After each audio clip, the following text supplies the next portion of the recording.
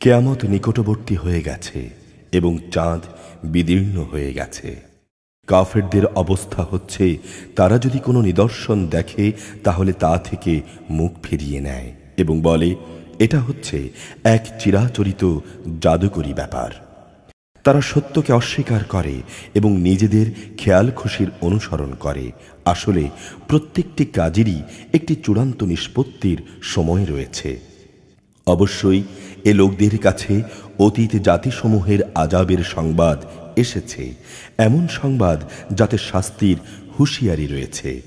এগুলো হচ্ছে পুরোপুরি জ্ঞান সমৃদ্ধ ঘটনা, যদিও এসব সতর্ক বাণী তাদের কোনোই উপকারে আসে না। হে নবী, তুমি এদের থেকে মুখ ফিরিয়ে নাও। যেদিন কিয়ামত হবে সেদিন একজন আহ্বানকারী এদের একটি অপ্রিয় বিষয়ের দিকে আহ্বান করবে। সেদিন তারা অবনত দৃষ্টি নিয়ে একে একে কবর থেকে এমনভাবে বেরিয়ে আসবে যেন বিক্ষিপ্ত পঙ্গপালের দল। তারা সবাই তখন সেই আহ্বানকারীর দিকে দৌড়াতে থাকবে। যারা এ দিনকে অস্বীকার করেছিল তারা বলবে, এ তো আসলেই একটি ভয়াবহ দিন। এদের আগে নূহের জাতিও এসব কথা অস্বীকার করেছিল। তারা আমার বান্দা নূহকে মিথ্যা সাব্যস্ত করেছে। তারা তাকে পাগল বলে আখ্যায়িত করেছে। তাকে নানাভাবে ধমকও দেয়া হয়েছিল। অতঃপর সে তার মালিককে ডাকল এবং বলল, আমি একান্ত অসহায়, অতএব তুমি এদের কাছ থেকে প্রতিশোধ নাও। এরপর আমি তার ডাকে সাড়া দিলাম এবং প্রবল বৃষ্টির পানি বর্ষণের জন্যে আসমানের দ্বারসমূহ খুলে দিলাম। ভূমির স্তর বিদীর্ণ করে তাকে পানির প্রচণ্ড প্রস্রবণে পরিণত করলাম।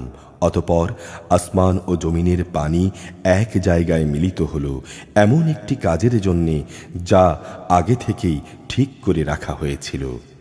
তখন আমি তাকে কাঠ ও পেরেক নির্মিত একটি যানে উঠিয়ে নিলাম, যা আমার প্রত্যক্ষ দৃষ্টির সামনে দিয়ে বয়ে চলল। এটি ছিল সে ব্যক্তির জন্যে একটি বড় ধরনের পুরস্কার, যাকে অস্বীকার করা হয়েছিল। আমি জলযান সদৃশ সেই জিনিসটিকে পরবর্তী মানুষদের জন্যে একটি নিদর্শন হিসেবে রেখে দিয়েছি। কে আছে এর থেকে শিক্ষা গ্রহণ করার?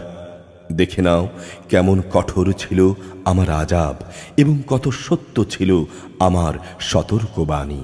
আমি অবশ্যই উপদেশ গ্রহণ করার জন্যে কোরআনকে সহজ করে দিয়েছি। কে আছে এর থেকে শিক্ষা গ্রহণ করার? আদ জাতির লোকেরাও নবীকে মিথ্যা প্রতিপন্ন করেছে।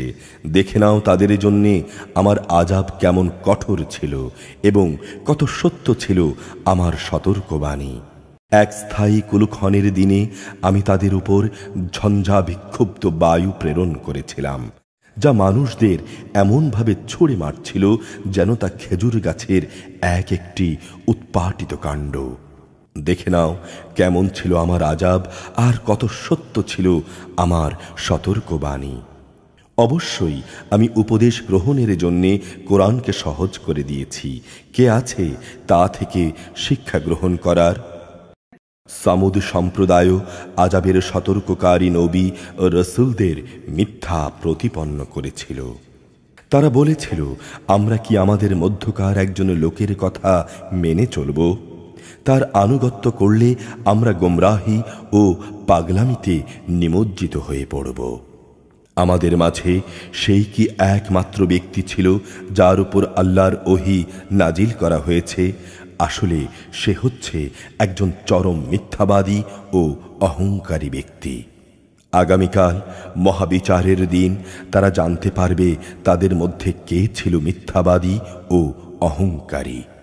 অবশ্যই আমি তাদের পরীক্ষার জন্যে একটি উষ্ট্রি পাঠাবো। তুমি একান্ত কাছে থেকে তাদের দিকে লক্ষ্য করো এবং ধৈর্য ধরো। তাদের জানিয়ে দাও, কুয়ার পানি অবশ্যই তাদের ও উষ্ট্রিয় মধ্যে ভাগ করে দেয়া হয়েছে এবং তাদের সবাই পালাক্রমে কুয়ার পাশে হাজির হবে। অতঃপর তারা বিদ্রোহের জন্যে তাদের বন্ধুকে ডাকল।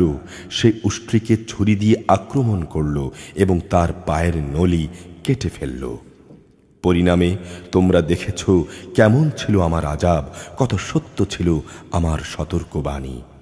আমি তাদের উপর প্রেরণ করলাম মাত্র একটি গর্জন, এতেই তারা শুষ্ক শাখা পল্লব নির্মিত জন্তু জানোয়ারদের দলিত খোঁয়াড়ের মতো হয়ে গেল। বোঝার জন্যে আমি কোরআনকে সহজ করে নাজিল করেছি। কে আছে তা থেকে উপদেশ গ্রহণ করার? লুতের জাতির লোকেরাও সতর্ককারী নবীদের মিথ্যাবাদী বলেছিল। অবশ্যই আমি তাদের উপর পাথর নিক্ষেপকারী বৃষ্টি প্রেরণ করলাম। লুতের পরিবার পরিজন ও তার অনুবর্তনকারীদের বাদে রাতের শেষ প্রহরী আমি তাদের উদ্ধার করে নিয়েছিলাম। এটা ছিল আমার পক্ষ থেকে একটা অনুগ্রহ। যে ব্যক্তি কৃতজ্ঞতা আদায় করে আমি তাকে এভাবেই পুরস্কৃত করি। লূত আমার কঠোর পাকড়াও সম্পর্কে তাদের ভয় দেখিয়েছিল, কিন্তু এ সতর্কীকরণে তারা বাক বিতণ্ডা শুরু করে দিল। এক পর্যায়ে তারা তার কাছে এসে কুমতলবের জন্যে তার মেহমানদের নিয়ে যাবার দাবি করল। আমি তখন তাদের দৃষ্টিশক্তি বিলুপ্ত করে দিলাম। আমি তাদের বললাম, এবার তোমরা আমার আযাব উপভোগ করো এবং সতর্ককারী নবীদের অবজ্ঞা করার পরিণামটাও ভোগ করো। প্রত্যুষেই তাদের উপর আমার অমোঘ আযাব প্রচণ্ড আঘাত হানল। আমি বললাম, অতঃপর তোমরা আমার এ আযাব আস্বাদন করতে থাকো এবং আমার সতর্ককারীদের উপেক্ষা করার পরিণামটাও ভোগ করো।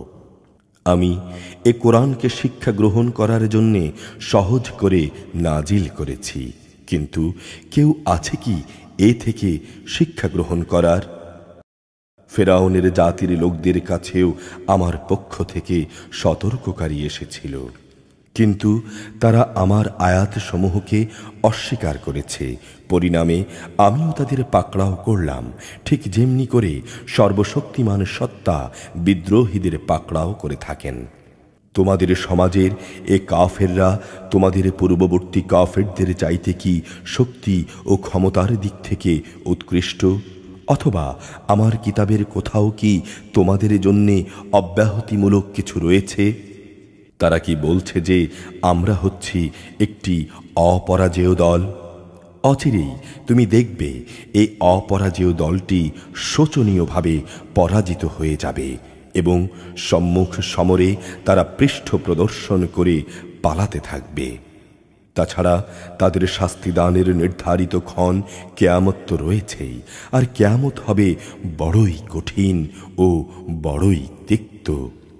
অবশ্যই এসব অপরাধীরা নিদারুণ বিভ্রান্তি ও বিকারগ্রস্ততার মাঝে পড়ে আছে।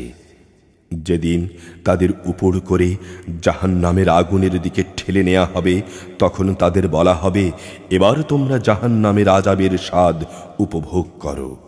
অবশ্যই আমি সব কয়টি জিনিসকে একটি সুনির্দিষ্ট পরিমাণ মতো সৃষ্টি করেছি, আর আমার হুকুম সে তো এক নিমিষে চোখের পলকের মতোই কার্যকর হয়। তোমাদের বহু বিদ্রোহী জাতিকে আমি বিনাশ করে দিয়েছি। অতএব আছে কি তা থেকে শিক্ষা গ্রহণ করার মতো কেউ? তারা যা কিছু করছে তার সবটুকুই তাদের আমলনামায় সংরক্ষিত আছে। সেখানে রয়েছে প্রতিটি ক্ষুদ্র বিষয়, লিপিবদ্ধ আছে প্রতিটি বড় বিষয়ও। অপরদিকে যারা আল্লাহকে ভয় করেছে তারা অনাদিকাল সুরম্য জান্নাতে ও প্রবাহমান ঝর্ণাধারায় থাকবে। তারা অবস্থান করবে সম্মানজনক জায়গায়, বিশাল ক্ষমতার অধিকারী সার্বভৌম সত্তা আল্লাহ তাআলার সান্নিধ্যে।